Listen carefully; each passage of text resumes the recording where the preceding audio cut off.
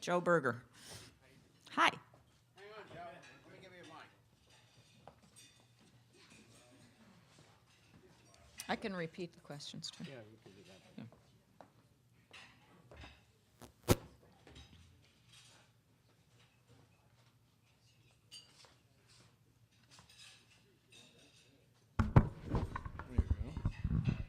How do you navigate the delicate matter of working in a newsroom with colleagues who you then have to call up and say, how could you do this? Yeah, that's the, thank you. You've gone to the heart of it. That's the inherent tension in the job. I come to the Times every day and I get a paycheck from the Times, but I'm not really of the Times. I'm an outsider by definition. So there's this kind of tension between the inside and the outside. And I mean, the way I navigate it is I try to be professional and very moderate in my tone, and I try to be respectful. I try to observe the no surprises rule, so that if somebody is going to, if I'm going to write about somebody's story or work or an editor's decision or whatever it may be, I talk to them about it beforehand, and I try to include their perspective in the piece I write. So, but that, of course, doesn't answer, the inherent problem, which is that nobody likes to be criticized, and understandably so. But I guess the biggest way I handle it is to try to be moderate in my tone and not to surprise anybody.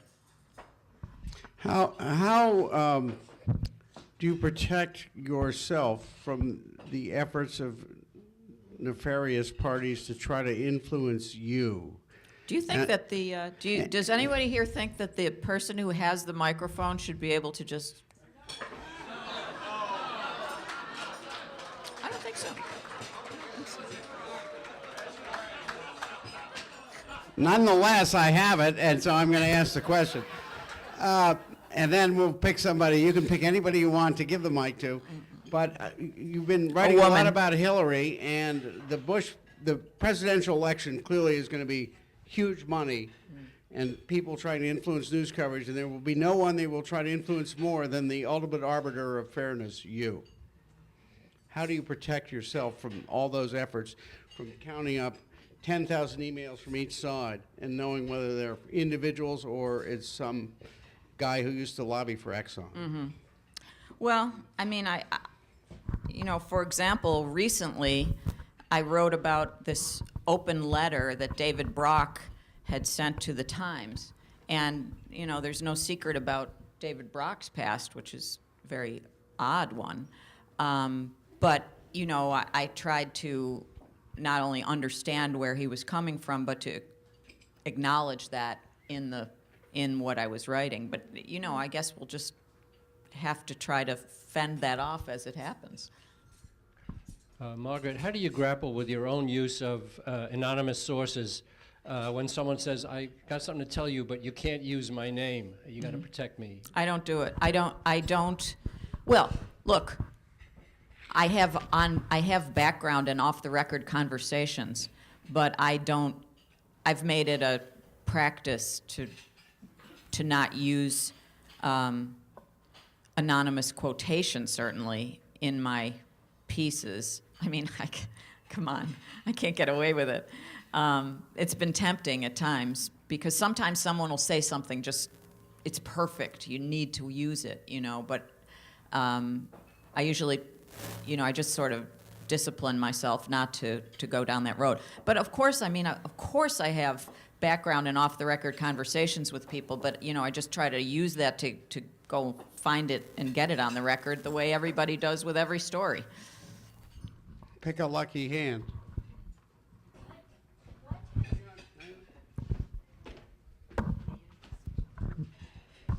Thanks. What has been the impact of all the recent layoffs at the Times on your job and your perspective and duties?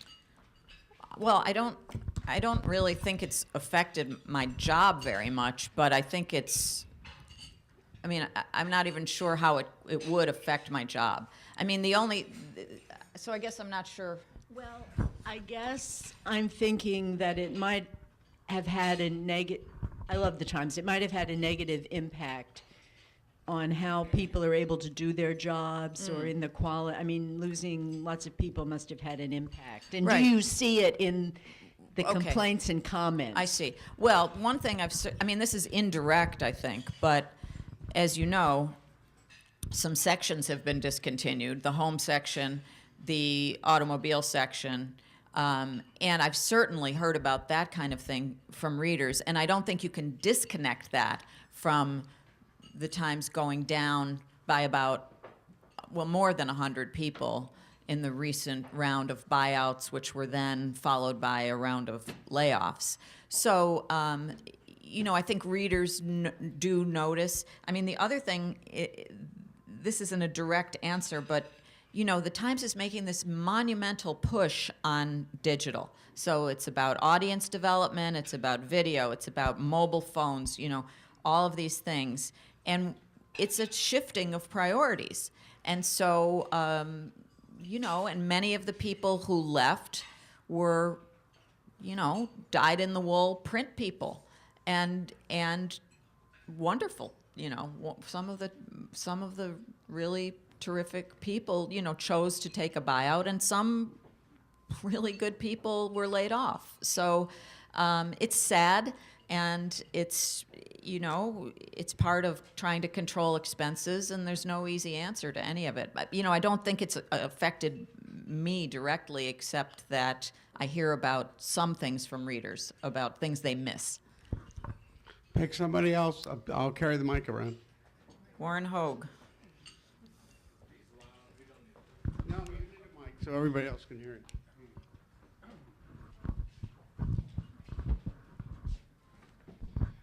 Margaret, I was always struck when I was an editor, and I bet you were too in Buffalo, by the high expectations that readers have of a newspaper. Mm-hmm. And I would imagine the expectations of the New York Times were particularly high.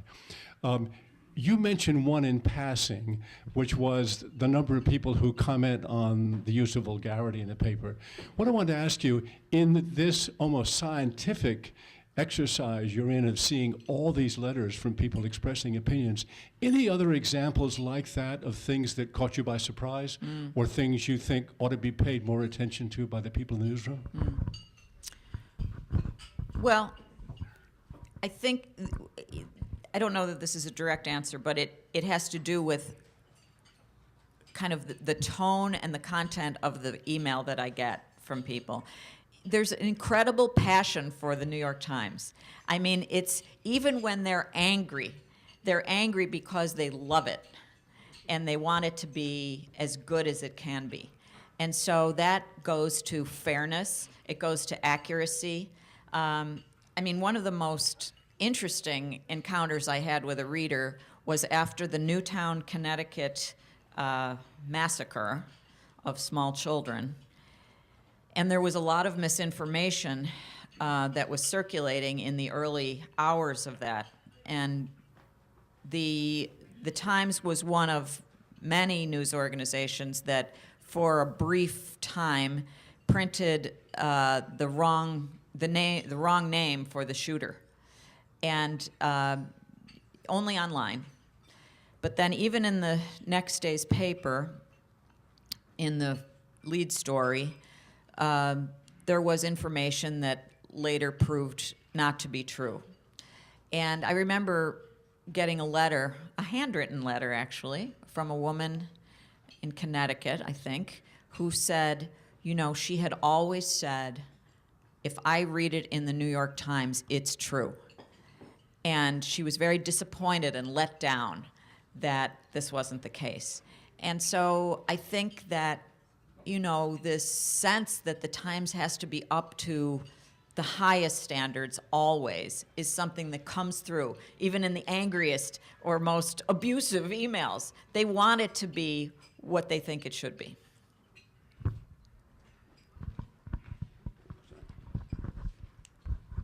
Margaret, you alluded to it, and any of us who worked at the Times or still work there, and I'm gone 50 years, the hot button issue is Israel. And people come up to me and say, how could you have worked for that paper that's so anti-Israel? And then you get people on the other side as well.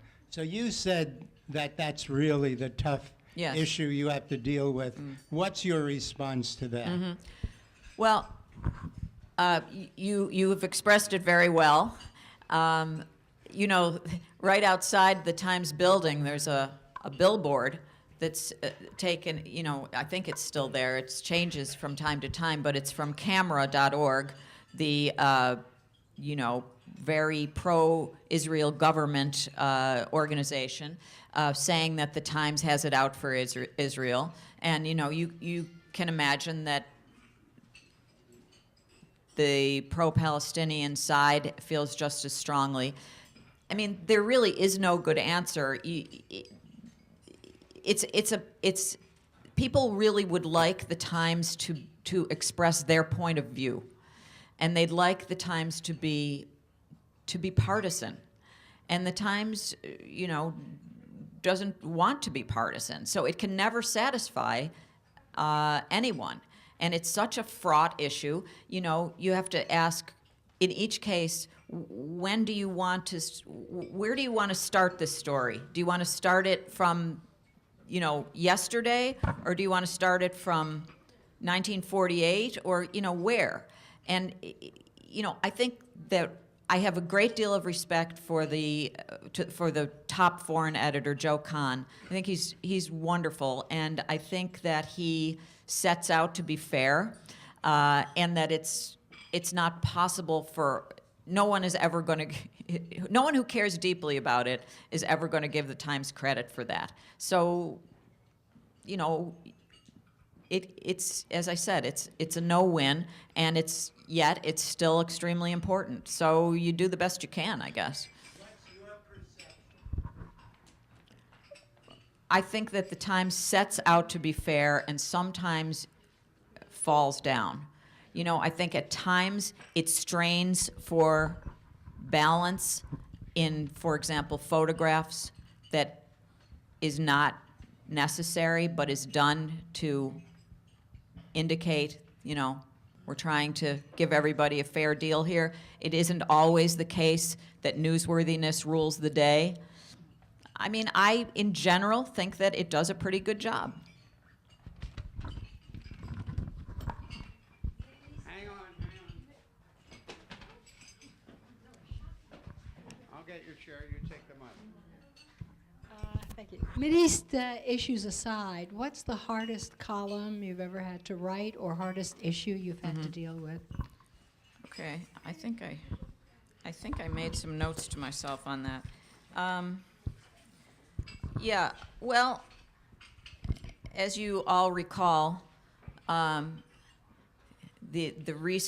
fairly recent matter of the NSA and Edward Snowden was a particularly tough moment for the New York Times, because that story didn't come to the New York Times. It really came to Glenn Greenwald and to the Washington Post. So the Guardian, you know, Greenwald, who was at first, you know, at the Guardian, and now is off on his own thing, and the Washington Post.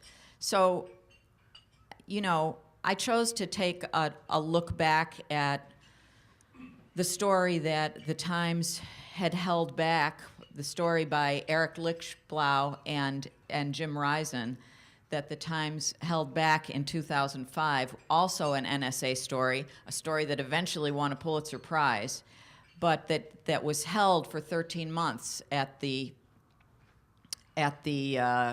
request of the Bush administration. And it was a big piece of work, and it was not something that anybody in Times management really wanted me to look at. And so I encountered a lot of resistance. It was a chapter that people really would have preferred to leave behind. But I thought that the Snowden matter brought it all back. So I ran into a lot of resistance doing it. It was a tough piece to do, and it's one of the pieces I'm proudest of.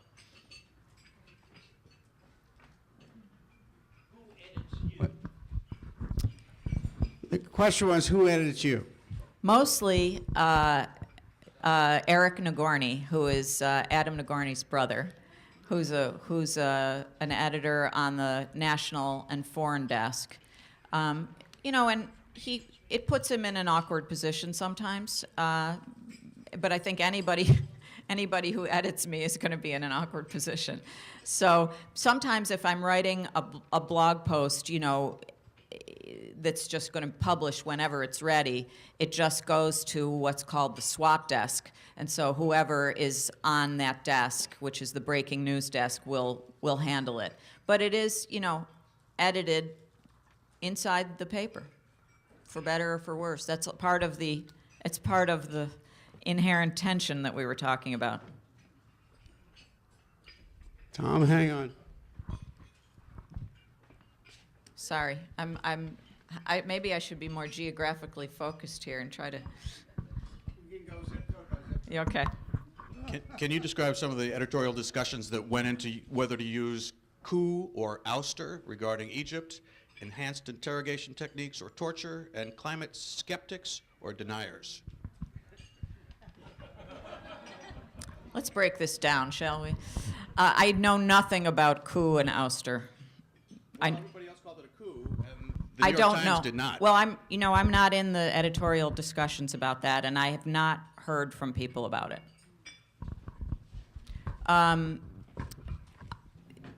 Torture and enhanced interrogation. It took the Times a long time to come around to calling what was happening torture. Part of that, as I understood it, was that there was a reluctance to make a legal determination because there was a legal question on the table.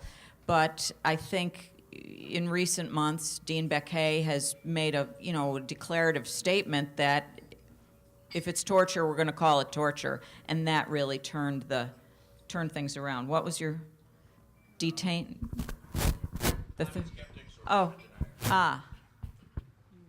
Well, once again, I don't know what the discussions have been on that. I really don't. But I think, what I would say in general is that the New York Times is tends to be cautious.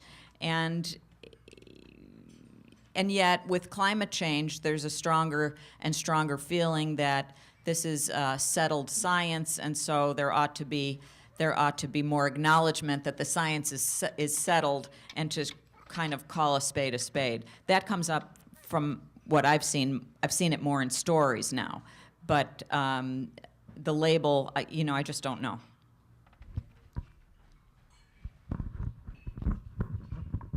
What's this reaction, what's the ability to point out to the Times that there is a feeling that you have missed the point of a story? And the incident I have in mind is the discussion between the Orthodox community, the mayor, over the issue of Moyles. The point of the story is, at least in my mind, the health and well-being of the infants, and that seems to have disappeared in the discussion between religious freedom and the ability of the city to enforce, rather than taking preventive steps to ensure that the children are not infected with a communicable disease. Well, I mean, you're asking a general question and providing a specific example. I don't. Yeah, I mean, I think that's something that, it's something that I hear about from time to time. If it's a,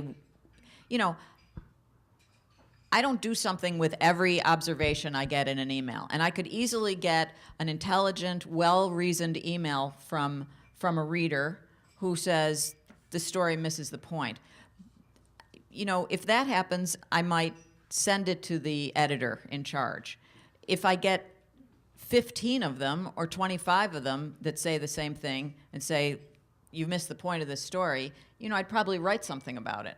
So, and I think that editors are pretty good at not overreacting, shall we say, when I send them something like that. Pick somebody. How about Bob? Sorry.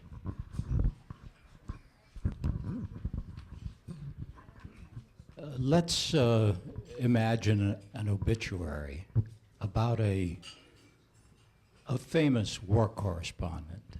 And one of the pictures that he's taken is of a soldier in a foxhole. And the writer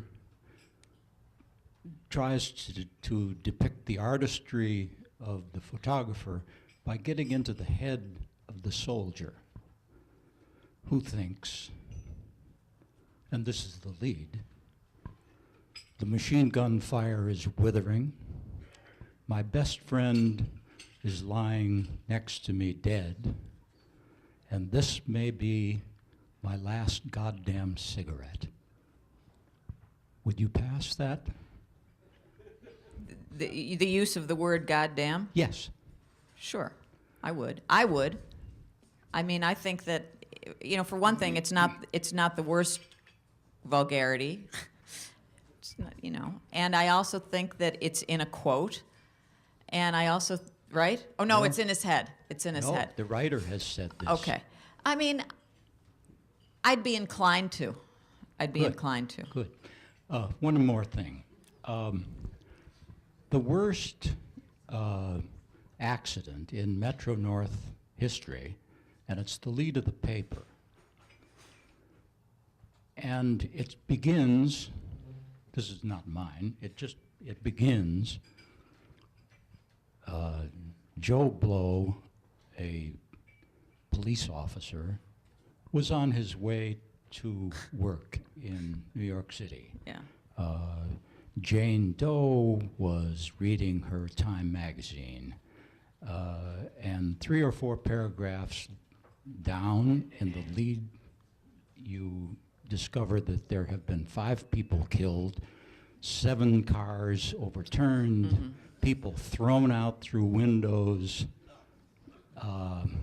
It's the idea of the feature lead on a hard news story that is soft-pedaled because editors are afraid that everyone in their audience may already know about it. Mm-hmm. Is there a question there? What do I think? Yeah, I guess. I'm with you. Thank you. All right, while I'm walking around, this is not a trick question. Does Twitter matter? Sure, it matters to me. Does it matter in train wrecks? Oh, does it matter in the train wreck? I mean, the audience on Twitter is a specific audience. It's mostly journalists talking to each other. And I don't think it should affect what's on the front page of the New York Times, no.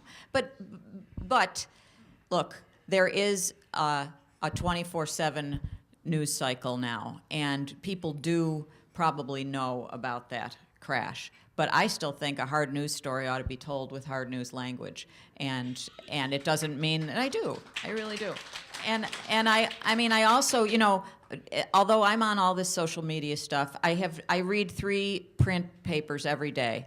I read the New York Times, I read the Wall Street Journal, and I read the Washington Post. And I would say that the Times is the most prone to what you're talking about. It really backs into and featurizes and uses anecdotal leads on all kinds of stories. And when I compare them to these other papers that I read in print and see, well, this is the lead story here and the lead story here and the lead story here, it's the Times that has the most, writerly approach. And, sometimes I think people just would like to know what the news is and don't want to have to go to paragraph 7.5 to find out. Oh, yes. Could you talk a little bit about the how you got involved with the recent Hillary email story? Sure. And I hate to ask it in a form of a non-question, but please. Yep. So, well, I mean, as a newswoman, I find that I want to get involved in every hot story. So I often look for a way, there's usually some issue or other that has come up around whatever's the big the big story of the day. I mean, I even wrote about Robert Durst yesterday, and probably wrote something ridiculous. But with the Hillary thing, there was an issue that had arisen, which was people were saying that. So this is a great story, by Michael Schmidt, that really, rocks, just turns into a huge story. And it's the off lead, I guess, or, it's at the top of page 1. And very quickly, the Hillary forces, mostly in the form of David Brock, but others, start saying, well, there's no way that she needed to use a government email or archive her email, because the rule on this didn't happen until 2014. So the Times story is invalid. I mean, this was the sort of narrative that was put forward. And the way I ended up entering the story was to take a look at that question and to see how well the Times answered it in its initial story or stories on this. Did it in fact, if the reporter and his editor believed that there was earlier regulation on it, did they make that case, and did they make it specifically, and did they make it high up, and did they make it well, so that a David Brock couldn't come along and say you got it wrong, and get a lot of traction for saying that. And so that was the public editor issue for me, was the Times not only right about it, but was the story bulletproof? Does that make sense? Does that answer your question? Okay, I think maybe we'll just do one more, right? Yeah, Margaret, how often do you come in conflict with the style book of the Times, and who wins when you do? You mean how often do I want to write something that's against the style book? Or what do you mean? Well, like profanity, for example. You might have a different take on the use of profanity in the style book. I was an editor at the Times for many years. Right. Was pretty much the Bible. I abide by the rules. By the Times rules? I do. Oh. I do.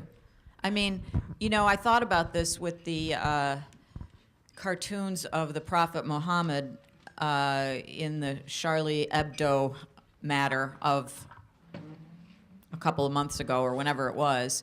The Times had made a decision not to show any depiction, not to show any of the covers of the magazine or anything like that, and that was Dean Baquet's decision. And I understood his decision, and I got it. I think by the time not the anniversary edition, but the new edition came out that had the new cover, and there were 5 million copies of it in the world, and it was every place. I thought at that point it would have made sense to show it in the Times because of its newsworthiness. And I thought about, I can publish a photograph on my blog, so I could have done it, but that's a piece of in-your-faceness that I don't need to do. I wouldn't. I think I can function just fine within the style book and abiding by the general rules. I haven't come up against anything where I felt terribly strongly about it. And I have a lot of respect, tremendous respect for, the people who preside over that and are very thoughtful about it. So, it's pretty good. Thank you. Margaret, thank you very much. That was terrific. I do want to ask one last question. What do you do when you see a great news tip from one of your reader correspondents? I pass it on. And you just sort of pass it on to whichever section you think. I pass it on to somebody, sure. Okay. Yeah. Well, I don't know whether this is a conflict of interest or Probably. not. Probably is, but maybe it's below the minimum. We would like to make you a member of the Silurians. Oh, isn't that nice? Thank you. That is the one privilege that comes with being our speaker. Thank you so much. You were really terrific. Now, I want anyone who would like to recruit a new member, and if that speech was or presentation, I'm not sure whether it's how to characterize it. It was just wonderful. Any indication of why it's great to be a Silurian, Mort Steinman has membership applications on it. He will be happy to give you one to give to your friends and colleagues, etc. Betsy Ashton wants me to remind you, don't forget to leave your name tags. Don't forget to reserve early. Our next speaker will be Neil Shapiro, former ABC News producer, president of NBC News, currently, I think, CEO, I forget his titles, at WNET. President. He's the guy you see asking you for money on public broadcasting. That's native advertising. I think that's what we call it these days. I think that's it. Oh, April 21st. Oh, you want to know the date. You weren't going to wait for the emails. Okay, good. Make your reservations now. And let me also remind you that we do have the Silurians Journalism Contest underway online. Go to the silurians.org. Tell all your friends who are contest administrators to get on it. Deadline's April 9th. We are looking for judges, and the awards dinner will be May 19th, right here at the Players. The lunch with Neil, April 21st. I think that's it. Thank you all for coming. See you next time.